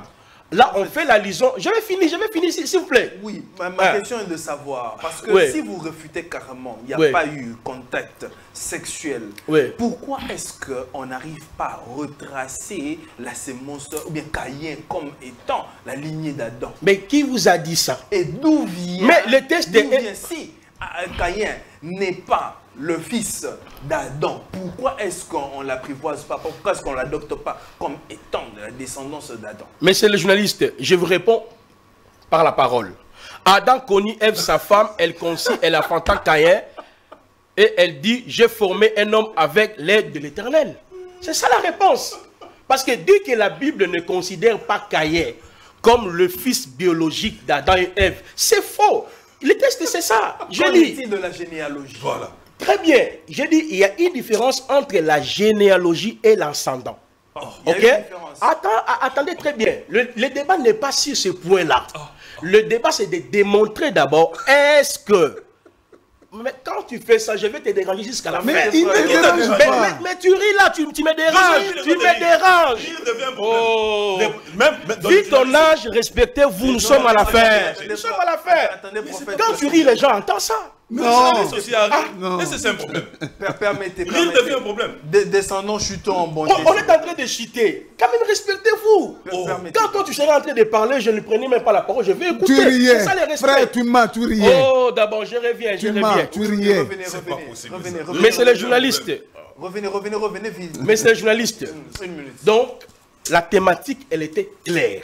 Est-ce que Caïn est la sémence ou l'enfant biologique de Satan? Nous avons démontré ça, c'est faux. Je reprends encore le test. Adam connut Ève, sa femme, elle conçut, elle affronta Caïn. Ça, c'est déjà ma réponse. Alors, pour terminer, si vous avez bien observé ici, ils ont voulu nous amener dans les histoires de typologie pour nous berner dans leurs pensées erronées. Nous, on est resté sur le point, sur le test biblique. Sur le test biblique, cette révélation-là, ça ne vient même pas de Dieu.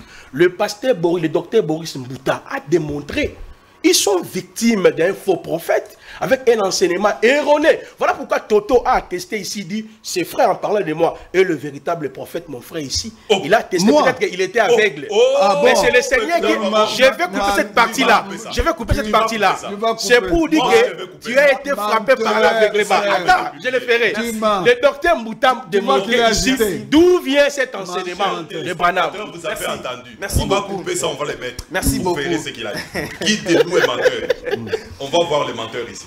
Frère Toto, Oui. nous chutons par là. Vous avez suivi le prophète, comment il a expliqué. Il a tout nié. Il n'a rien expliqué. C'est toi qui veux l'aider. Il n'a rien expliqué. Tu as posé 3 questions qui n'ont pas répondu. Il n'a répondu à aucune question. Les 2. Première question. Vous les avez posé la question. Qui était cet arbre de vie? C'est simple. Et il s'attelle simplement à lire. Oh, ils ne connaissaient pas. Oh. Et même plus, ils ont menti. Lui, Mbota et lui, il commence par mentir quoi? Il commence à mentir, non, parce que le 5e jour, ça ne peut pas être le Seigneur Jésus-Christ. Mbota, lui, j'interpelle les téléspectateurs de bien écouter. Pour lui, non, ils étaient appelés à la communion avec cet arbre-là pour avoir la vie éternelle. Mes frères, vous voyez comment ces gens sont séduits. Donc, quand toi, tu es en communion avec un arbre physique, donc tu as la vie éternelle. Donc, à dehors de Jésus-Christ, l'arbre physique. Mais c'est ce qu'il a dit. C'est ce qu'il a dit. Frère, tu vas remettre. Vous allez écouter. Vous allez suivre. Frère, c'est démoniaque ce que ces gens ici disent. Ils ne comprennent même pas ce qu'ils disent. Je reviens maintenant parce que je vous avais dit que ces enseignements ici, c'est le Seigneur Jésus-Christ lui-même qui a enseigné. Je vais vous montrer. Lui, il s'attelle à Genèse 4.1, n'est-ce pas? Quand tu lui poses la question de la généalogie, il tremble. Il n'arrive pas. Mais je lis Luc 1. Parce que Jésus-Christ, qui est l'incarnation de la semence, la semence de la femme, ou le mystère de... Lui aussi a un père attribué. Il y a les Écritures. Demande-lui qu'il reste dans cette écriture-là, qu'il ne cherche pas l'interprétation de l'écriture. Je lis, Luc 1.32. Okay. Il sera grand et sera appelé fils du Très-Haut, et le Seigneur, Dieu lui donnera le trône. D'abord David. Il régnera sur la maison de Jacob éternellement, et son règne n'aura point de fin. Retiens, fils de David. Maintenant, je parle à Luc 2.32. Vous allez écouter. Luc 2.32. Luc 2.32. Je suis là rapidement. 33 plutôt. Luc 2.33. Son père et sa mère étaient dans l'admiration des choses qu'on disait de lui. Dans le Seigneur Jésus-Christ, on dit Joseph, Marie. Joseph était son père. Mais que ces deux ici restent là pour dire que Jésus-Christ, son père, c'est Joseph. De la même façon qu'il s'attache pour Caïn. Qu'il ne cherche pas une autre écriture. Deuxièmement, parce qu'il refuse que pour Caïn, on cherche les autres écritures ou les apôtres. Deuxièmement, 43. Et Luc plutôt 2.43. C'est Luc là, les mêmes versets, et les mêmes chapitres plutôt. 2 minutes.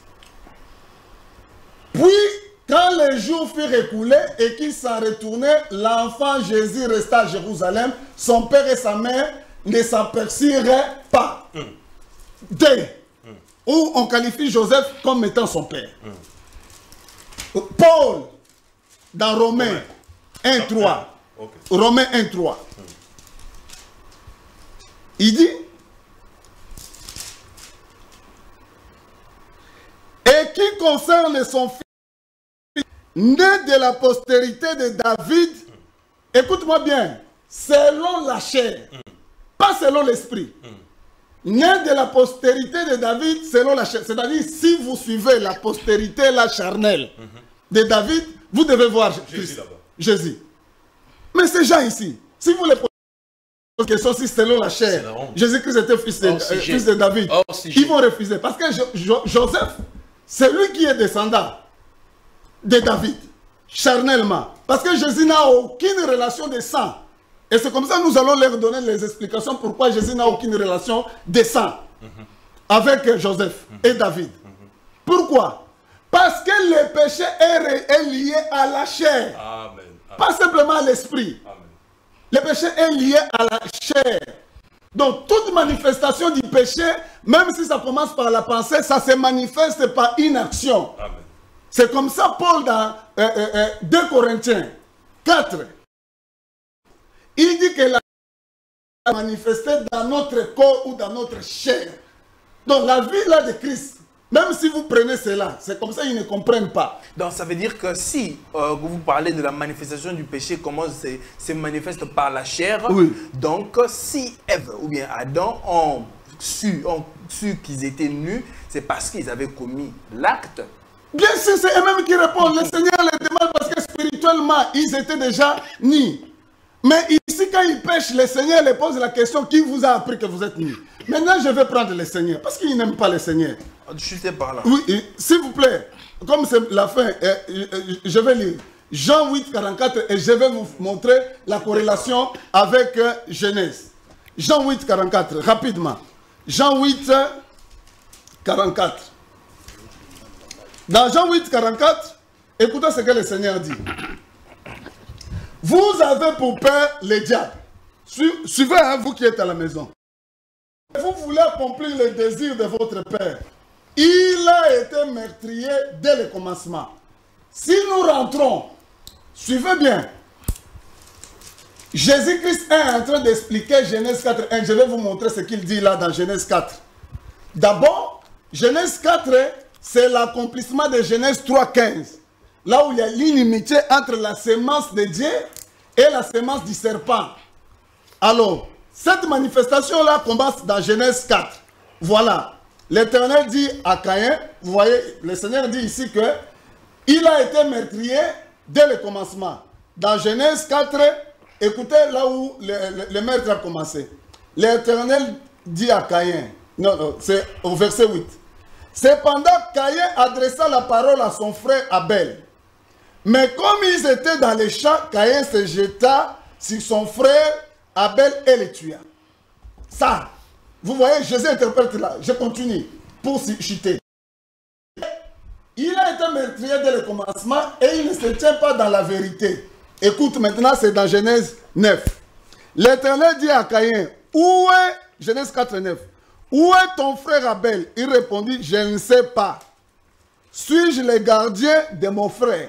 Donc, vous voyez les mensonges, les menteurs là, là-bas, et je chute par là, s'il vous plaît, je chute par là. Il dit, il a pris beaucoup de temps, ce journaliste. Parce qu'il n'a pas de vérité en lui, lorsqu'il profère les mensonges, il parle de son propre fond, car il est menteur et le père du mensonge. Merci. De la même façon que le Seigneur est le père de la vérité qui est Christ, le diable, Satan est le père du mensonge. Merci beaucoup. Le mensonge aussi c'est un être. Merci Comme beaucoup. la vérité est un être, Christ, le mensonge aussi c'est un être Caïn. Mais le Seigneur est bon. Où est ton frère? Ça c'est bien ça. Merci, merci beaucoup. Oui, oui, c'est son frère. Merci. Ils avaient le même. Merci. Docteur Boris, Oui. on parle de la séduction. Comment est-ce que Ève a été séduite? Quand on prend déjà le mot séduction, c'est un mot qui montre qu'il y a eu de la malice. C'est pour approcher, pour une raison que nous connaissons tous. Parce que quand vous refutez que Ève a été induite dans cette erreur-là, pourquoi la Bible parle de cette séduction-là? Parce que vous avez dit que quand Ève a mangé le fruit de l'arbre interdit, et elle en a donné aussi à son mari Adam qui était là. Vous avez illustré. Je ne dis pas que son mari était à côté là. Comment est-ce que c'est la femme qui est séduite et non l'homme? Expliquez-nous un peu et c'est par là que vous chutez. 1 Timothée 2,14. Bien, mais je crois que j'ai les 5 minutes, n'est-ce pas? Oui. Ok, merci beaucoup. Déjà, au niveau de la séduction, vous voyez que la Bible est claire. Lorsqu'on prend Exode, le chapitre 21, il est dit, lorsqu'un homme rencontrera une jeune femme qui n'est point fiancée à un homme, et qu'il séduira cette jeune fille-là et couchera avec elle, il donnera la dot de la Vierge. Et il y a la suite avec ces versets-là. Vous allez voir que dans ces versets, l'homme qui rencontre la jeune femme qui n'est pas fiancée pose 2 actes. Le premier acte, il y a la séduction. Le deuxième acte qui est mentionné, c'est le fait de coucher avec elle. Donc si l'homme s'arrêtait juste à la séduction, il n'y avait pas d'acte sexuel. Mais il couche, et la Bible précise, séduit et couche avec elle. Et en plus de ça, à la première émission, j'avais démontré que le terme séduire utilisé dans ces versets-là n'était pas le même que Ève a utilisé dans Genèse. Donc c'est 2 choses différentes. Alors, maintenant, sur ce point, on comprend déjà qu'il peut y avoir séduction. Un homme peut séduire une femme, comme il fait la cour à une femme, il convainc la femme, et je vais de toi, ainsi avec tous les mots qu'il faut, et la femme accepte. La femme a été séduite, soit par la beauté, soit par les paroles de cet homme-là. Mais reste à ce que cette femme soit attirée dans le lit de cet homme. C'est aussi autre chose. Parce qu'une femme peut être avoir été conquise sans qu'il y ait un acte sexuel avec elle. Donc la Bible précise, s'il séduit la jeune fille non fiancée à un homme et couche avec elle, il y a une précision. Vous voyez? Donc il y a une précision, la séduction est suivie de l'acte de passer des rapports sexuels. Alors maintenant ici, vous avez posé une question très intéressante sur la généalogie. Moi je pensais que la question là, nos amis devaient même la voir parce que le frère Yohanan, on a parlé, quand il a dit, on doit lire Genèse 4 avec les 2 bornes, Genèse 3 et Genèse 5. Genèse 5, il fait référence à la généalogie mentionnée d'Adam. Est-ce que le réalisateur peut nous mettre le tableau généalogique que nous lui avons confié pour qu'on regarde, parce que les images parlent plus que, une image parle plus que 10 000 mots, et nous allons nous poser une question très importante. Si on peut avoir cette image-là. Il a l'image? Je ne sais pas si il pourra en avoir aujourd'hui, je ne sais pas. Vous ne l'avez pas passé cette image? Bah, il avait un problème de transfert. On va y aller. Ouais, c'est regrettable. On aurait pu placer cette image-là pour qu'on regarde la généalogie. Vous allez constater que lorsqu'on parle de la généalogie, comme le prophète l'a dit, il y a la généalogie descendante et la généalogie ascendante. Lorsqu'on parle de la généalogie dans Genèse chapitre 5, vous allez voir que la Bible est précise. On parle de la généalogie d'Adam allant jusqu'à Noé. Et voilà pourquoi il est parlé d'Adam qui engendra Seth. Seth engendra un tel, un tel, un tel, un tel. On va jusqu'à ce qu'on aboutisse à Noé. Maintenant, la question que nos amis se posent, ils se disent, si Caïn était le fils d'Adam, il devait se retrouver dans la généalogie. Et selon Branham, il dit que le fait que la Bible mentionne que Enoch est le 7e depuis Adam, prouve que Caïn n'est pas le fils d'Adam, parce que si Caïn était le fils d'Adam, Enoch serait 8e. Ça, c'est la déclaration faite par Branham. Mais c'est totalement confuse. On prend la déclaration, lorsqu'on prend la déclaration de Branham ici, il la connaît très bien, j'aimerais la lire, dans l'enlèvement, prêché le 12 décembre 65, paragraphe 64. Branham dit, maintenant regardons, si oui ou non nous sommes dans le dernier âge. Nous le découvrons, sinon lisons dans Genèse, vers le chapitre 5. Et vous pouvez aussi lire Luc. Et là, vous verrez qu'Enoch était le 7e depuis Noé. Cela touche à la sémence du serpent, car si Caïn était le fils d'Abel, alors Enoch était 8e. C'est ce que Branham dit. On lui conseille ce lapsus-là. Si Caïn était le fils d'Abel, on sait qu'il veut dire Adam. Alors Enoch était le 8e. Vous voyez, mais nulle part dans la Bible, il n'est dit que Caïn était le fils d'Abel ou Caïn le fils d'Adam. Mais la Bible dit qu'il était du malin. Pas le malin. Voyez-vous, Caïn était du malin. Bien, ici, avec cette déclaration de Branham, vous voyez qu'il y a une grande confusion. Branham dit que si Caïn était le fils d'Adam, Enoch, qui est 7e, ne devait pas être 7e, il devait être 8e. Si on avait le tableau généalogique, on devait les placer, on pouvait les placer. Maintenant, lorsqu'on parle de la généalogie directe, qu'on nous dise aujourd'hui, quelle serait la place de Caïn dans la généalogie directe allant d'Adam jusqu'à Noé? Alors que, sans oublier que la Bible, s'il vous plaît, sans oublier que la Bible nous dit qu'Adam n'a pas eu seulement Seth, il n'a pas eu seulement Seth comme fils, il n'a pas eu seulement Abel, il n'a pas eu que Caïn. Il a eu de nombreux fils et filles qui n'ont pas été mentionnés dans la généalogie, dans l'arbre généalogique. Pourquoi? Ils ne sont pas dans l'arbre généalogique. Vous allez nous donner le nom. Donnez-nous l'arbre généalogique de tous les fils qu'Adam et Ève ont eu. Vous allez nous le faire. Alors, maintenant, ici, mon cher frère, vous comprenez maintenant ici que Les fils, les nombreux fils et filles qui ont été eus par Adam ne font pas partie de la généalogie directe partant d'Adam jusqu'à Noé. Parce qu'il s'agissait d'arriver jusqu'à Noé en passant de celui-ci à celui-là. Abel d'abord lui-même, Seth d'abord lui-même, qui est le fils de nombreux fils et filles. Mais il y a un seul fils qui est classé après lui. Pourquoi? Parce que c'est une lignée généalogique. C'est le cheminement de la sémence pour atteindre Noé. Maintenant, comment ils peuvent nous expliquer comment est-ce qu'on peut aboutir à Noé en passant par l'oncle? Donc on passe d'Adam, on passe par l'oncle qui est le Caïn, qui est le grand-oncle de Noé. Donc on passe par lui, ensuite on y arrive. C'est pas possible, c'est une généalogie directe. On dit, voilà, la généalogie est directe. Il est bien dit, Adam engendra Seth. Seth engendra un tel engendra un tel. Et chacun d'eux avait engendré, la Bible précise que chacun d'eux eut des... S'il vous plaît, chacun d'eux eut des nombreux fils et filles. Mais comment ça? Donc ils sont... Vous voyez? Mais non, le fait qu'ils soient de nombreux fils et filles, tous ces nombreux fils et filles ne font pas partie de la généalogie directe. Voilà. Parce qu'on ne peut pas arriver à Noé en passant par tous les fils d'Adam. Donc c'est pour dire que Caïn fait aussi partie. Caïn fait partie de la généalogie, c'est bien le fils d'Adam. Et Branham le dit même en thèse de moi ici. Mais ce n'est pas qui est repris. Non, mais il y a la généalogie de Caïn dans Genèse chapitre 4. Voilà. Caïn engendra Enoch, Enoch connut sa femme, ainsi de suite. Il y a la généalogie de Caïn qui est aussi... Oui, la généalogie de Caïn, mais qui n'est pas rattachée carrément à Adam. Mais puisqu'on ne peut pas atteindre Noé, comment est-ce qu'on peut atteindre Noé en passant? Imaginez-vous, pourquoi on n'a pas atteint Noé? Nous sommes frères. Nous sommes frères, on est issus du même père. Mais si on veut arriver à vos enfants, est-ce qu'on passera, on dira que le père m'a mis au monde, après il t'a mis au monde, après toi tu as mis au monde ton fils? Jamais. Ça n'existe pas. Jamais. C'est une généalogie directe. Celui-ci engendra celui-là, celui-là engendra celui-là. Bien qu'on note que chacun d'eux a engendré des nombreux fils et filles qui n'ont pas été alignés. C'est la généalogie directe. Maintenant, avant que je puisse chuter, dans les 1 minute qui est restante, 2 minutes restantes, qu'est-ce que nous constatons avec la théorie de la sémence du serpent?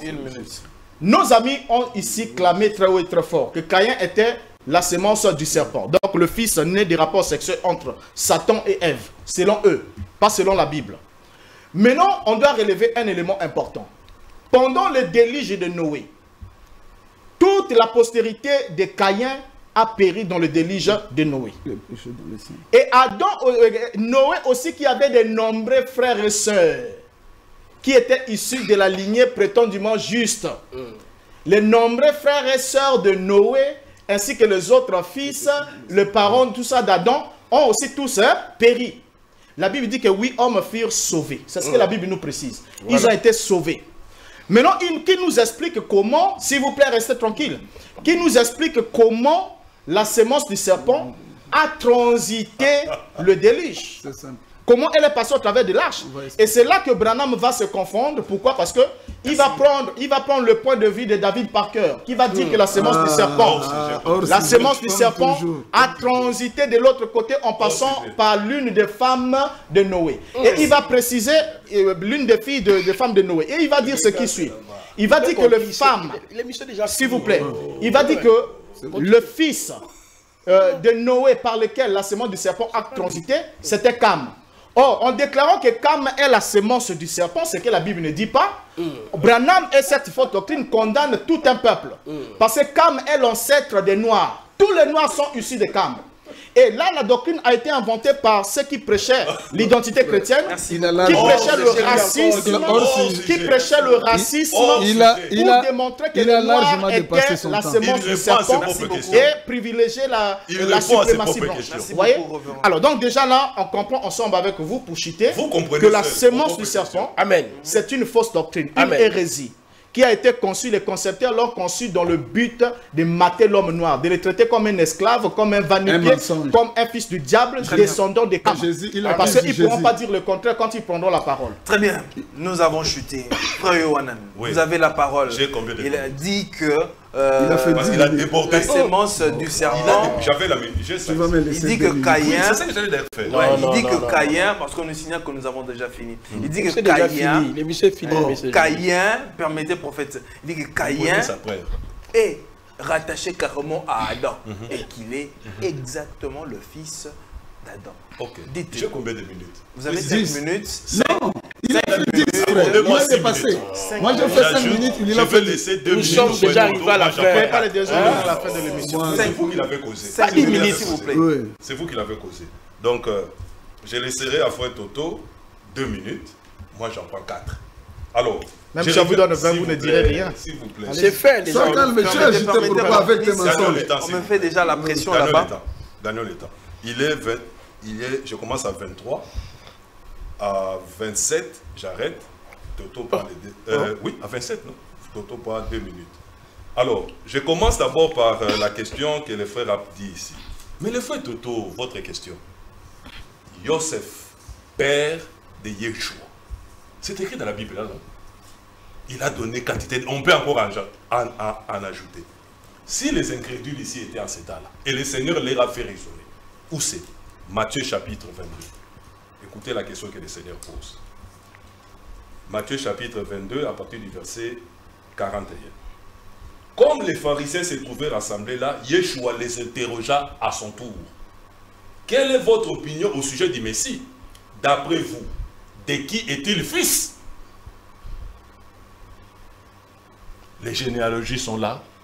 Fils de David, etc. De qui est-il fils? Ils ont répondu, comme le disent les généalogies, de David.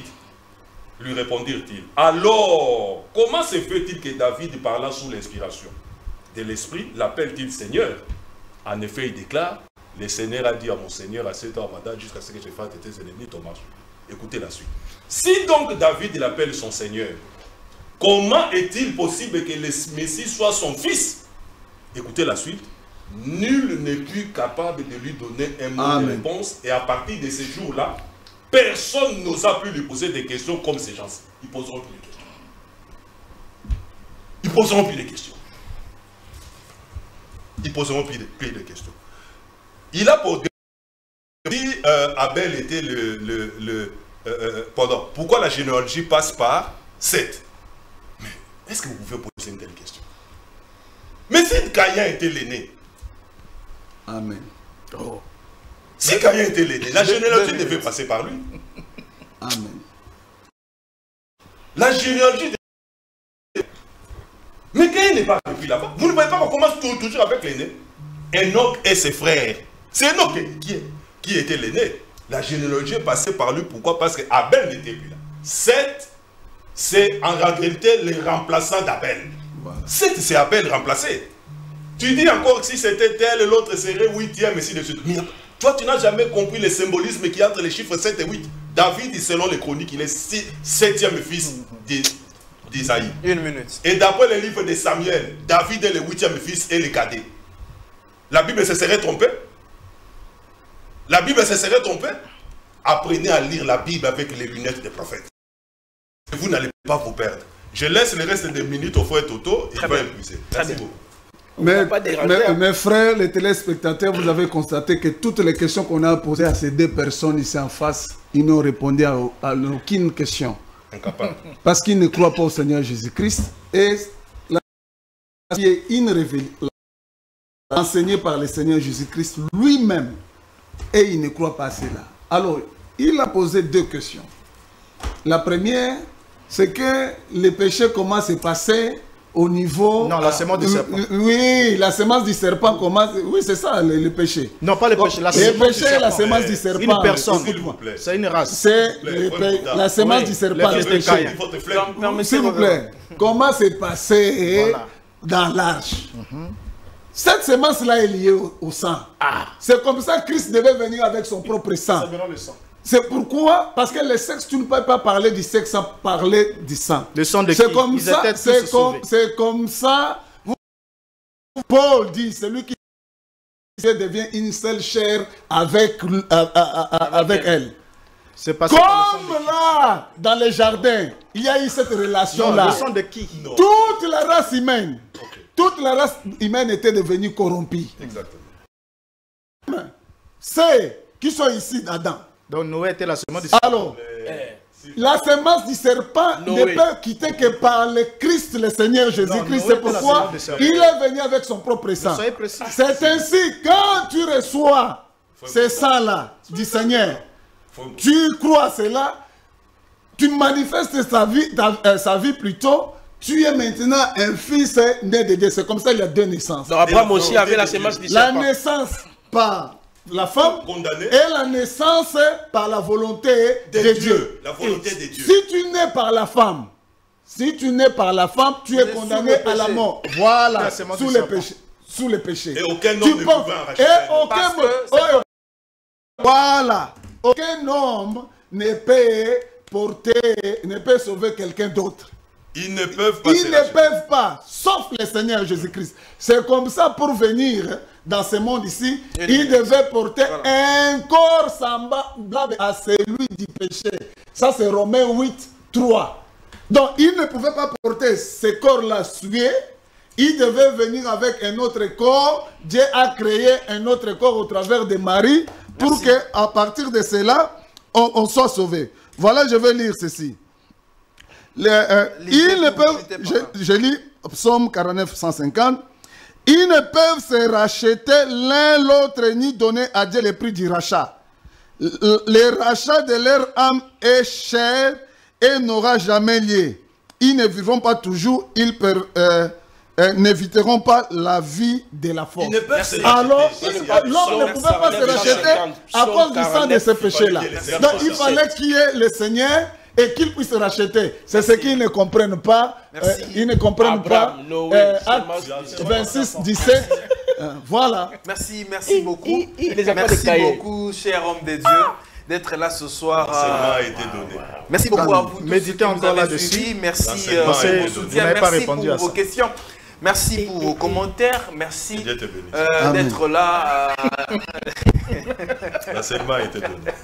Correct. Merci Jordi. Merci Jordi pour ton soutien. On se retrouve très prochainement. Que la paix soit avec vous et que Dieu vous bénisse. Au revoir.